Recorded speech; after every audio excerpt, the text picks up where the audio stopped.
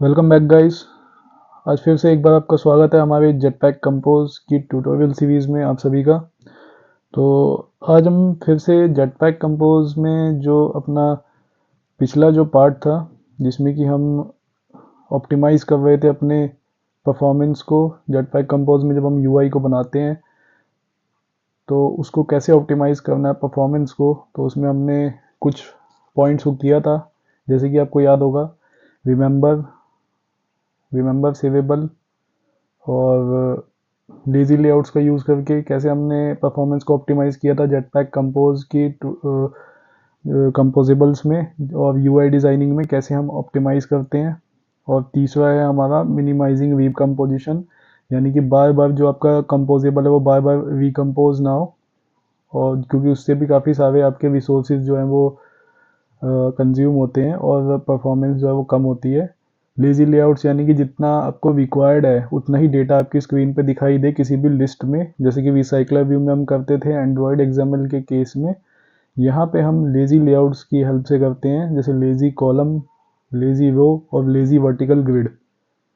और remember saveable की help से हम कैशिंग करते थे, जिससे कि हमें बार बार जो है अपने उन कंपोजिबल्स को कॉल ना करवाना पड़े, जिससे कि हमें किसी टाइप का डेटा मिल रहा है या फिर हमारा यूआई जिसमें डिफाइंड है तो उसको बार बार कॉल करने से भी रिमेंबर, उससे क्या होता है कि हमारा परफॉर्मेंस इशू होता है, ऑप्टिमाइज वे में चीज़ें नहीं चल पाती हैं।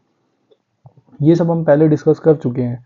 एनिमेशन, फोर्थ पॉइंट था आपका एनिमेशन को ऑप्टिमाइज करना, जिससे कि परफॉर्मेंस को ओवरऑल ऑप्टिमाइज किया जा सके। तो उस तरीके से भी अगर हम देखें तो क्या कहते हैं,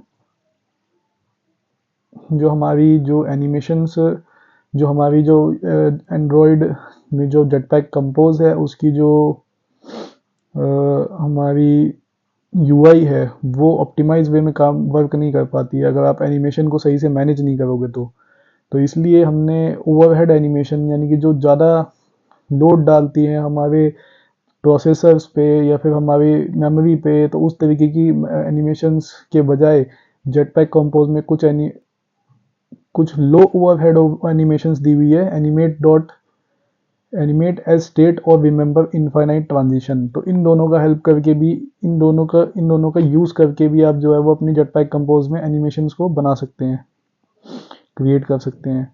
जैसे यहाँ पे एक एनिमेशन क्रिएट करी गई है, एनिमेट फ्लोट एज स्टेट।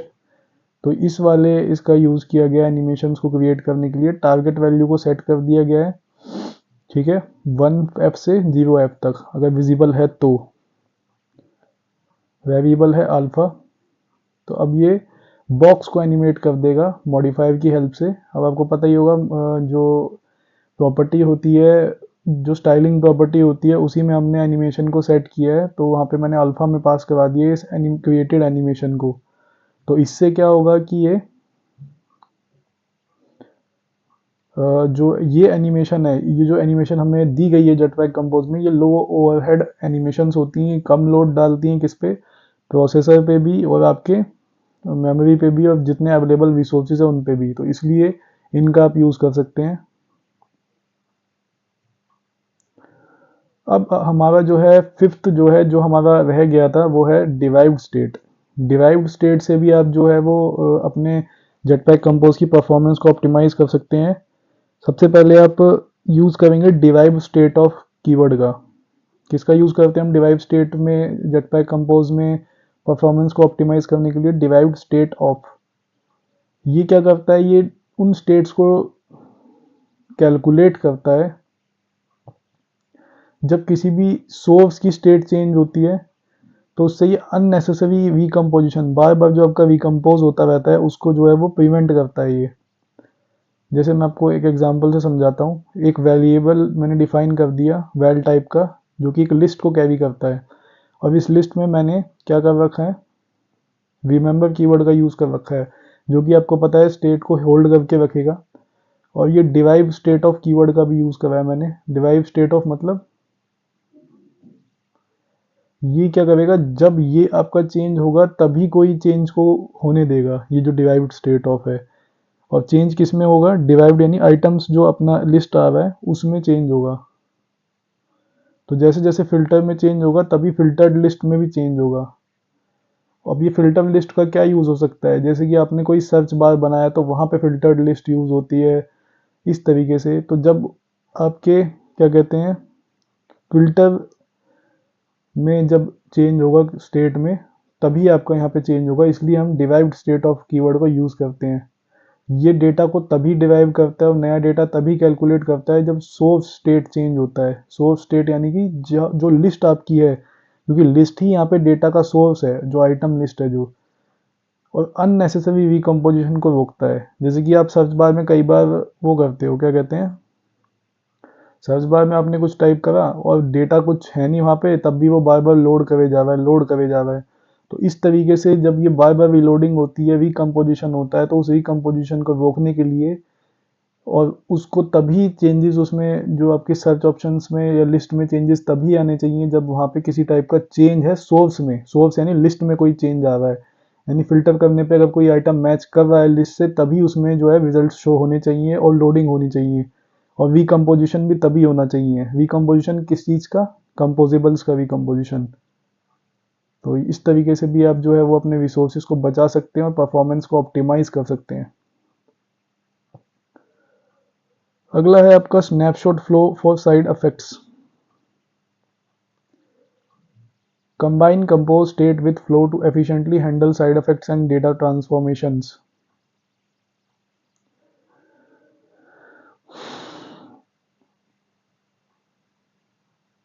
अब आपका छठा जो तरीका है परफॉर्मेंस को ऑप्टिमाइज करने का, वो है स्नैपशॉट को आप यूज़ कर सकते हैं काफ़ी ज़्यादा। स्नैपशॉट्स को अगर आप यूज़ करेंगे तो ये क्या करता है, पहली बात कंपोज स्टेट को और फ्लो को जो है वो कंबाइन कर देता है to efficiently handle side effects and data transformation. जैसे कि आप यहाँ देख सकते हैं एक स्नैपशॉट फ्लो टाइप का वेरिएबल बनाया है स्नैपशॉट फ्लो को एक्सप्लेन करने के लिए। तो स्नैपशॉट फ्लो जो कर रहा है यहाँ पे क्या कर रहा है, यूआई स्टेट को इसने यहाँ पे इनिशियलाइज किया हुआ है, होल्ड करके रखा हुआ है, transform it dot collect as state. तो अब ये स्टेट को इसने होल्ड करा हुआ है, तो यहाँ पे हम स्नैपशॉट फ्लो का यूज़ कर रहे हैं एक तरीके से। तो अब स्नैपशॉट फ्लो जब भी किसी वेरिएबल को आप अगर क्रिएट करते हैं और उसमें, और वो वेरिएबल जो है वो किसी न किसी तरीके की स्टेट चेंज उसमें होने वाला है, अगर आपको लगता है कि ये म्यूटेबल टाइप का वेरिएबल है, तो वहाँ पे आप क्या करते हैं, स्नैपशॉट फ्लो का यूज़ करके उसकी वैल्यू को आप कंबाइन कर सकते हैं कंपोज स्टेट विथ फ्लो के साथ उसको कंबाइन कर सकते हैं to efficiently handle side effects and data transformation. यानी डेटा अगर किसी भी तरीके से ट्रांसफॉर्म होगा तो आपको आपकी जो स्टेट अपडेट होगी वो ऑप्टिमाइज्ड वे में होगी। नेक्स्ट है सेवन्थ जो हमारा मेथड है, ऑप्टिमाइज ड्राइंग एंड रीड्रॉज। जैसे कि अगर आप किसी भी तरीके का ड्रॉ कर रहे हो या फिर क्लिपिंग कर रहे हो या फिर मास्किंग कर रहे हो, तो उनको आपको लिमिट करना है, ऑप्टिमाइज करना है। ये नहीं कि आपको हर जगह उनको यूज़ कर देना है अगर वो आपको अवेलेबल है तो। यानी कि अगर आप क्लिपिंग को बहुत ज़्यादा यूज़ करेंगे अपने जेटपैक कंपोज के एप्लीकेशन में, तो वहाँ पे आपको एक ड्रॉबैक देखने को मिलता है, क्योंकि वो आपके बहुत ज़्यादा रिसोर्सेज को कंज्यूम करेगा। तो कुछ जो हमें ऑपरेशंस मना किए गए हैं बार बार यूज़ करने के लिए, वो है क्लिपिंग, दूसरा है शैडोइंग, तीसरा है ब्लरिंग। तो इन तीनों को अगर आप ज़्यादा अवॉइड करेंगे, कम से कम यूज़ करेंगे, तो भी आपका जो है वो आपका जो परफॉर्मेंस ऑप्टिमाइज होती है यूआई की जेटपैक कंपोज में। दूसरा है नेस्टिंग नहीं करनी आपको बहुत ज़्यादा कंपोजेबल्स की, यानी एक के अंदर एक के अंदर एक के अंदर एक इतने सारे कंपोजेबल नहीं बनाने। यानी नेस्टिंग करोगे, आप बहुत सारे कंपोजेबल बना सकते हो बट एक के अंदर एक के अंदर एक नहीं बनानी, यानी नेस्टिंग नहीं करनी। आपको हायरार्की को फ्लैटन करना है, यानी कि फ्लैट करना है, यानी सारे के सारे कंपोजेबल तो बहुत सारे हो सकते हैं बट वो एक दूसरे के अंदर ना हो, नेस्टेड ना हो, अलग अलग से हो। तो अगला जो तरीका है मेरा, तो बेसिकली ये जो दो मैंने अभी एक्सप्लेन की है, ड्राइंग और रीड्राइंग पे ही जो बेस्ड है। यानी ड्राइंग और रीड्राइंग को आप कम से कम अगर रखेंगे तो आपकी परफॉर्मेंस ज़्यादा से ज़्यादा ऑप्टिमाइज होगी।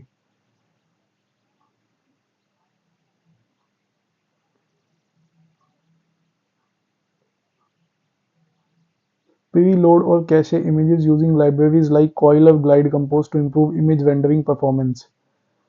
अब आपका दूसरा ये है कि रिसोर्स यूजेज जो भी आपके रिसोर्सेज यूज हो रहे हैं, जैसे कि आपकी जो इमेज है जिसको आप कहीं ना कहीं से as a resource, drawable resource या किसी भी तरीके के रिसोर्स से अगर आप यूज़ कर रहे हैं, फैच कर रहे हैं, तो वहाँ पे आपको कैशिंग करनी पड़ेगी। या तो आप प्री लोड कर लो, यानी पहले से लोड लोड करा के आपको लोकल में स्टोर करा लो, क्योंकि अगर आप ऑनलाइन उसको लोड कराओगे तो आपका यूआई जो है वो लटक जाएगा, यानी कि वो सर्कुलर प्रोग्रेस बार दिखाता रहेगा।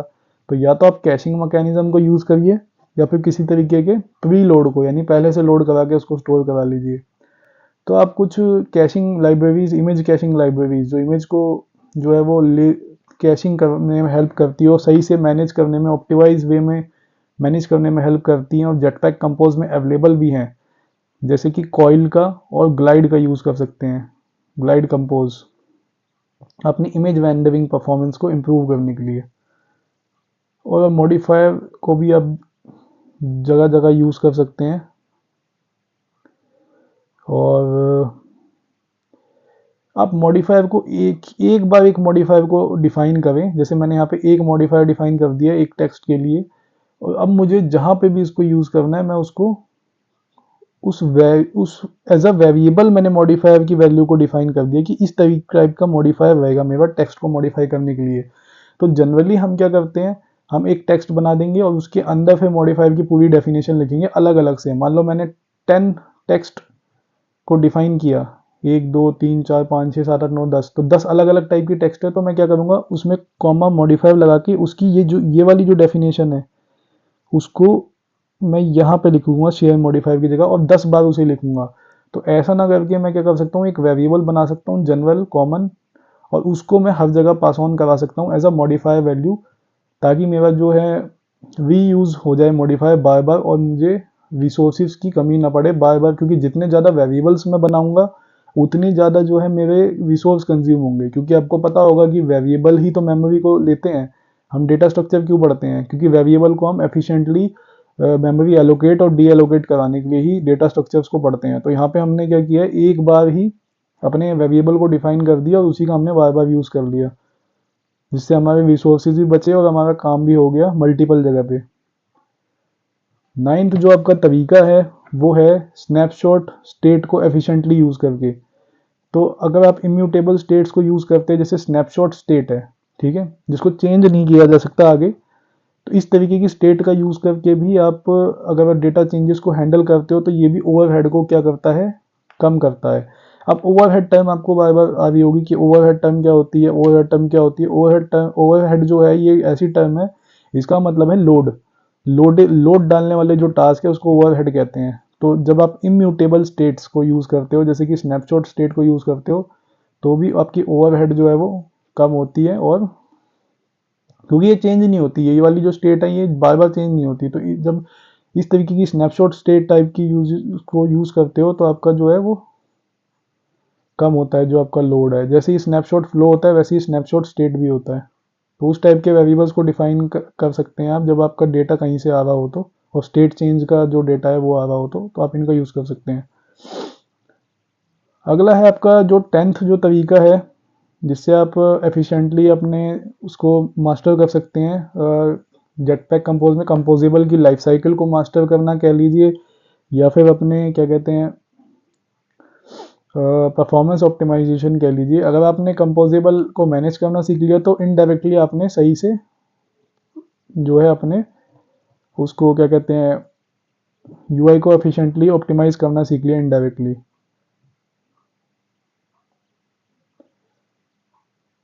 तो यहाँ पे आपको दिख रहा होगा कि यहाँ पे मैंने एक कंपोजेबल बनाया जिसका नाम है डीबग कंपोजेबल, ठीक है। तो यहाँ पे जो 10th तरीका है जो ऑप्टिमाइज करने का वो है प्रोफाइल एंड डीबग परफॉर्मेंस। जहाँ भी आपको परफॉर्मेंस का इशू आपको लगता हो, डाउट हो कि मेरा इस कोड के बाद, यानी कि ये जो मेथड है इसके बाद मेरा जो है वो परफॉर्मेंस का इशू आ सकता है, तो वहाँ पे आपको उसको डीबग करना है, ठीक है। और डीबग करने के लिए भी आपको कंपोजेबल बना लेने हैं। तो एंड्रॉइड स्टूडियो प्रोफाइलर का यूज़ करना है आपको, और लेआउट इंस्पेक्टर का भी यूज़ करना है बॉटल नेक्स को पकड़ने के लिए। बॉटल नेक्स क्या होते हैं, बॉटल नेक्स जहाँ जहाँ पे आपके लूप होल्स हो सकते हैं यूआई में, जहाँ पे दिक्कतें आ सकती है, परफॉर्मेंस इशू आ सकते हैं, ठीक है। और वी कंपोजिशन काउंटर को भी आप ऑन करके रखिए कि कितनी बार कोई चीज़ रिकम्पोज हो रही है, अगर आप जेटपैक कंपोज को एफिशिएंटली यूज़ करना चाहते हैं तो।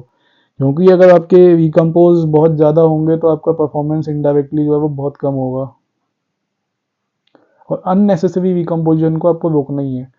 जैसे यहाँ पे मैंने कंपोजेबल बनाया है, ठीक है, डीबग करने के लिए, तो यहाँ पे टेक्स्ट है हेलो डीबग। अब जो भी बग होगा मैं वहाँ पे इसको ऐड कर दूंगा, एड ऑन, यहाँ पे बग की जो भी एरर वगैरह आएगी मैं उसको लॉग कराता रहूँगा। तो एक तरीके से लॉगिंग मैकेनिज्म की तरह यूज़ होता है रिकम्पोजिशन को कैलकुलेट करने के लिए, कह लीजिए आप, या फिर एरर्स या जो भी है उनको कैलकुलेट करने के लिए। ये आपके लेआउट इंस्पेक्टर वगैरह में भी आप चेक कर सकते हैं। 11वां जो तरीका है वो मॉड्यूलराइज योर कोड। अपने कोड को अलग अलग यूआई में और स्मॉल एलिमेंट्स में तोड़ते रहिए ताकि आपकी रीयूजेबिलिटी बढ़ती जाए, ठीक है। अवॉइड हैवी कंप्यूटेशंस इन कंपोजेबल। 12वां तरीका ये है कि अपने ज़्यादा बहुत हैवी कंप्यूटेशंस को कंपोजेबल में ना करें, यानी डिज़ाइनिंग पार्ट में ना करें। उसको आप क्या करिए, व्यू मॉडल में करिए, क्योंकि आपका जो भी लॉजिक है उसको आप एमवीवीएम स्ट्रक्चर में तोड़ के करिए, यानी व्यू मॉडल में करिए या बैकग्राउंड थ्रेड में करिए। कंपोजेबल के अंदर मत डालिए उन चीज़ों को जिसमें हैवी कंप्यूटेशन है, जैसे कि आपकी कोई एपीआई कॉल है उसको आपने कंपोजेबल में डाल दिया, या फिर कोई फॉर्मुलेशन है उसको आपने कंपोजेबल में डाल दिया। तो इस तरीके के टास्क को आप कंपोजेबल में ना करके व्यू मॉडल में करें और वहाँ से फैच करें तो ज़्यादा बेटर रहेगा, या फिर किसी बैकग्राउंड थ्रेड में करिए और उसको फिर आप एक्सपोज कर सकते हैं स्टेट फ्लो की हेल्प से या फ्लो की हेल्प से। तो ये आप देख सकते हैं मैंने यहाँ पे एक एपीआई कॉल थी जिसको मैंने व्यू मॉडल की हेल्प से गेट किया है, जिसका नाम है एम्प्टी लिस्ट, और मैंने इसको गेट किया है data flow dot collect state से, ठीक है। तो ऐसे ही आपको भी करना है, आपको कभी भी डायरेक्टली कोड नहीं करना है। व्यू मॉडल में जो है अपना बिजनेस लॉजिक लिखना है, एपीआई कॉल लिखना है, जो भी है उसको लिखना है और उसको गेट करना है, और फिर आपको यूज़ करना है कंपोजिबल्स के अंदर, जिससे कि आपका जो है ओवरहेड कम होगा और हैवी कंप्यूटेशन कम होगी कंपोजिबल में, और आपकी परफॉर्मेंस इनडायरेक्टली बढ़ जाएगी, आप पहचान भी नहीं पाएंगे कि कैसे बढ़ गई। 13th मेथड जो है वो है use paging 3 library for large data. अगर आपके पास बहुत सारा डेटा आ गया, जैसे आपके पास कोई लिस्ट है, आपने लेजी कॉलम का यूज़ करा है और आपके पास लाखों की तादाद में डेटा आ गया, तो लार्ज डेटा सेट आ गया, तो आप पेजिनेशन का भी यूज़ कर सकते हैं, जिसमें पेजिंग 3 लाइब्रेरी होती है, यानी एक बार में आपको कितना डेटा दिखाना है वो आप वहाँ से डिसाइड कर सकते हैं, और उसके बाद वहाँ पे नेक्स्ट लोड नेक्स्ट 10, तो वैसे करके लोड नेक्स्ट 10 करेंगे तो वहाँ पे वो आ जाएगा। और अगर आपको स्क्रीन पे 50 डेटा दिखाना है 10 की जगह, तो आप वहाँ से सेलेक्ट भी कर सकते हैं कि मुझे 50 दिखाना है, और उसके बाद 50 डेटा दिखने लग जाएगा। तो ये भी एक ऑप्टिमाइजेशन टेक्निक ही है एक तरीके से, हालांकि इसको पूरी तरीके से ऑप्टिमाइजेशन टेक्निक तो नहीं कहेंगे, ये एक फीचर बताया गया है कि आप जितने दिखाना चाहते हैं उतने डेटा को दिखाने के लिए आप पेजिनेशन 3 लाइब्रेरीज का भी इस्तेमाल कर सकते हैं, जो कि जेटपैक कंपोज में अवेलेबल है। अगला है स्टेबल क्लासेस फॉर स्टेट। 14 जो है 14th जो लास्ट हमारा पॉइंट है ऑप्टिमाइजेशन का, वो है stable classes for state. Ensure data models used in composables are immutable. जिन डेटा मॉडल्स को हम यूज़ करते हैं कंपोजिबल में, वो इम्यूटेबल हो, यानी चेंजेबल ना हो, क्योंकि जितने आप उसमें चेंजेबल उसको बनाओगे उतने ज़्यादा आगे जाके ओवरहेड बढ़ते जाएंगे, यानी उसमें फिर पॉसिबिलिटी रहेगी कि उसको कहीं पे भी मॉडिफाई किया जा सके, और मॉडिफाई अगर किया जा सकेगा तो उसमें फिर प्रोसेसिंग लगेगी, ठीक है। तो अब यहाँ पे आप देख सकते हैं मैंने एक डेटा क्लास डिफाइन करी है, डेटा मॉडल, जिसमें यूज़र नाम का डेटा मॉडल है, जिसकी आईडी है इंटीजर टाइप का वेरिएबल है आईडी, और स्ट्रिंग। तो ये जो है दोनों इम्यूटेबल है, इनको चेंज नहीं किया जा सकता। तो इस तरीके की कुछ टेक्निक्स को यूज़ करके हम, जो मैंने इस वीडियो में आपको बताई और पिछले वीडियो में जो टेक्निक्स बताई हैं, उनका इस्तेमाल करके आप जेटपैक कंपोज में जो यूआई को बनाओगे तो वो आपको ऑप्टिमाइज वे में यूआई बनेगा, और परफॉर्मेंस उसमें आपको एकदम पीक लेवल की मिलेगी। तो मैं आपको thanks for watching the video and please subscribe our channel. Bye.